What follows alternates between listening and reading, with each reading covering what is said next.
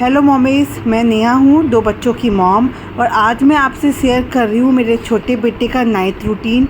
अभी उसके सुलाने का वक्त आ गया है, तो बस मैं उसे सुला रही हूँ। वो मॉर्निंग 6 o'clock उठ जाता है और पूरे दिन बिल्कुल भी नहीं सोता है। मुश्किल से 5 या 10 मिनट की उसकी नैप होती है। हेलो मम्मी, तो आज मैं आपसे एक चीज़ शेयर करना चाहती हूँ कि ये मेरा बेटा है, बहुत बदमाश है, इसकी शक्ल पे मत जाइएगा। तो एक बार सॉरी, अभी जस्ट मैंने अपने बेटे को भेजा है, वरना वो मुझसे बात भी नहीं करने देता। सो मैं ये बोल रही थी कि बहुत से लोगों को ये लगता है कि आपका बेटा तो 5 साल का है, काफ़ी बड़ा हो गया है ना, तो चीज़ों को मैनेज करना बहुत ईजी है। लेकिन डियर, इतना ईजी नहीं होता है। हर चीज़ में बहुत स्ट्रगल होता है, बहुत सारी चीज़ें देखनी होती हैं। अब इन दोनों का ये रूटीन रहता है ना कि ये लोग सुबह 6 बजे से जग जाएंगे।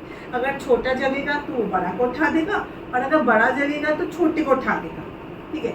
और बड़ा बेटा तो बिल्कुल भी नहीं सोता पूरे दिन, और छोटे का ये रहता है ना कि वो 5 से 10 मिनट की नैप लेता है, फिर उठ जाता है। मतलब अगर मुझे 30 से 40 मिनट इनको सुनाने में लगे हैं तो वो वक्त भी नहीं है, बिकॉज वो 10 से 15 मिनट मैक्सिमम 15 मिनट्स में वो उठ जाता है।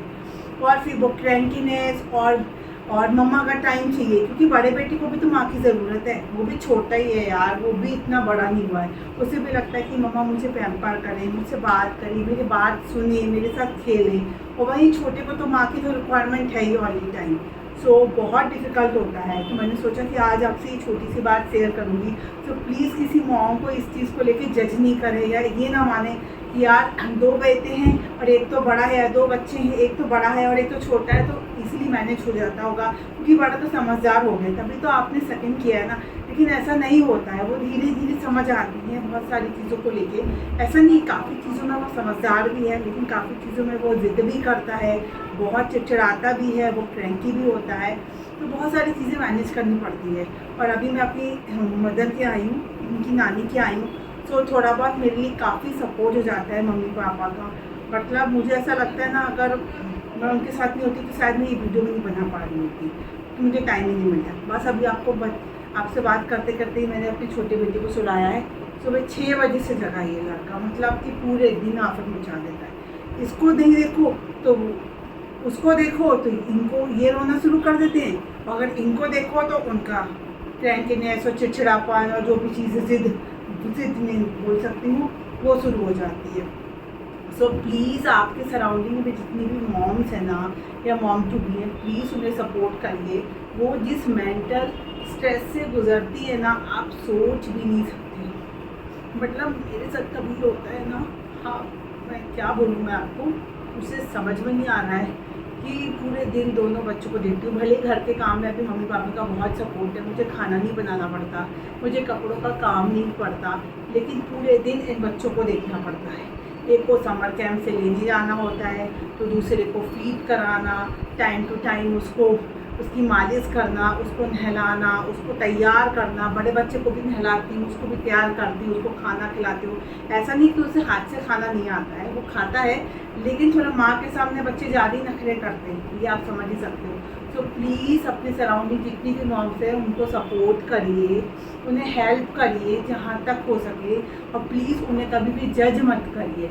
आप जो जज करते हो ना कि यार तुम्हारी सी सेक्शन हो गई, तुम्हारी नॉर्मल नहीं हुई, और अगर तुम्हारी नॉर्मल हो गई है, वाह तुम्हारे तो मजे, और अगर तुम्हारी सी सेक्शन के बाद नॉर्मल है तो अलग ही कमेंट पास करते हैं, या अलग ही जजमेंट करते हैं। तो प्लीज़ माँ को सपोर्ट करिए। वो जिस मेंटल स्ट्रेस से गुजरती है, फिज़िकली तो वो टायर्ड है ही, मेंटली जो वो टायर्ड है ना, उसकी तो कोई डेफिनेशन ही नहीं है। वो कई बार दिन रात रोने लगती है, उसको इतने मूड स्विंग्स होते हैं, वो किसी से एक्सप्रेस नहीं करना चाहती। कई बार ऐसा होता है ना कि मेरे साथ कल ही हुआ कि मुझे किसी से बात नहीं करनी, मुझे किसी से कुछ नहीं बोलना, मुझे ऐसा लगता है मैं चुपचाप बस बैठूं और मैं रोए जाऊं। सो प्लीज़ अपने सराउंडिंग जितनी भी मॉम्स हैं उन्हें सपोर्ट करिए, उनसे बात करें, क्योंकि हम लेडीज़ में ये होता है ना, जब हम किसी से अपनी बात शेयर करते हैं ना, तो हम अपने दिल को हल्का कर लेते हैं। भले ही वो प्रॉब्लम सॉल्व नहीं होती, डेफिनेटली वो प्रॉब्लम सॉल्व नहीं होती, लेकिन हमें बहुत हल्का महसूस होता है, बहुत अच्छा महसूस होता है। आपके करीबी जो भी है, आप उनसे बात करें, या तो आप मैसेज करें उनसे, या मिल के आइए, है ना। या आजकल तो वीडियो कॉलिंग भी आ गया है, वो आप कर सकते हैं। मैसेज करके पूछे कि हाय डियर आप कैसे हो, कभी भी तुम्हें ज़रूरत हो तो मैं हूँ तुम्हारे साथ। एक ही शब्द बोलना भी ना उस माँ के लिए बहुत बड़ी बात है। सो प्लीज़ बस ये छोटा सा मैसेज मैं आज इस वीडियो के ज़रिए आपको देना चाहती थी। आई होप मैंने थोड़ा लंबा वीडियो नहीं बना दिया है। तो ये दोनों चीज़ें मैंने था कि लोगों को पहले तो ये लगता है कि 2 बच्चे हैं, बड़ा बच्चा है, बड़ा है तो आसानी से लाइफ आपकी बीत रही है। सेकंड चीज़ कोई भी लोग सेकंड चीज़ माँ के मेंटल कंडीशन के बारे में, मेंटल स्ट्रेस के बारे में कोई बात नहीं करता। प्लीज़ पोस्टपार्टम डिप्रेशन होता है, मॉम गिल्ट होता है।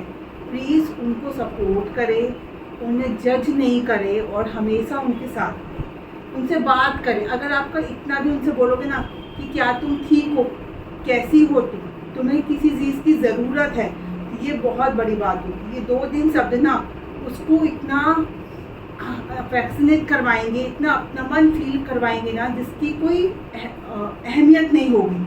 मतलब बड़े से बड़ा चीज़ उसको नहीं चाहिए उस माँ को चाहिए तुम एक उसको हक कर दो या उससे 2 मिनट फ़ोन पे बात कर लो कि तुम कैसी हो, तुम्हें कुछ चाहिए, किसी चीज़ की ज़रूरत है, कुछ तुम्हें दिल से कुछ शेयर करना है, कोई चीज़ तुम्हारे मन में है, तुम्हें कुछ बात करनी, बस इतना ही बोलोगे ना उसके लिए बहुत है। So thank you for watching my video. I hope कि मैंने आपको एक अच्छा सा मैसेज दिया होगा उन मॉम्स के लिए जो मॉम टू बी हैं या जो मदर हैं या जो उस फेज से गुजर रही हैं। प्लीज़ इस वीडियो को शेयर करिएगा मैक्सिमम मॉम्स के थ्रू कि शायद मेरा ये वीडियो किसी एक मॉम को भी हेल्प कर देना तो मेरे लिए बहुत हो जाएगा। So thank you for watching and please follow and subscribe my channel for more such updates. Thank you.